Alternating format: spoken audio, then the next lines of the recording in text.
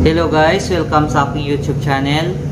Ngayon, i-share ko sa inyo ang Pitch Bike Racing CDI para sa Beat card type, yung old na Beat, at saka sa Wave 110 Dash. So sa mga may Wave 110 Dash dyan, naghahanap ng Racing CDI, available po ang Racing CDI ng Wave Dash 110 sa Pitch Bike Racing. And then, ito sa Beat na card type Racing CDI. Okay, so tingnan natin first ang Beat. Ito po siya. Yan. So, Beat Racing CDI Pitch Bike Racing. So, ito yung kanyang post button na 1 to 8. Yan, dito ka magpindot and then lumalabas ito yung numbers. Okay?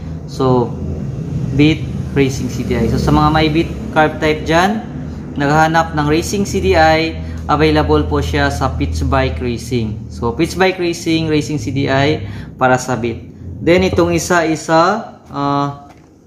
Wave 110 Dash. So, sa mga may Wave 110 Dash dyan, naghahanap ng Racing CDI, available po siya sa Pitch Bike Racing. Ito po siya, yan. Ito yung kanyang socket, yan. Wave 110 Dash, Racing CDI, Pitch Bike Racing.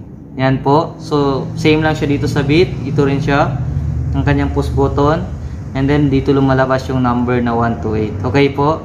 So, sa mga may Wave 110 Dash dyan, naghahanap kayo ng Racing CDI, available po siya sa Pitch Bike Racing. Okay po? So, ito yung ito isa Beat, then itong isa Wave 110 Dash.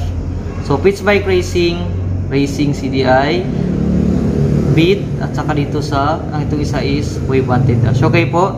So, yan guys, kung gusto nyo malaman ng price at karagdagang information, tingnan nyo lang description, maglagay ako ng number na po inyong tawagan. And then, pwede rin kayo mag-comment para malaman nyo ang price. Okay po? So, please po, don't forget to like and subscribe para updated kayo palagi sa mga bagong Pitch Bike Racing na aking isi-share sa inyo. Maraming salamat and God bless.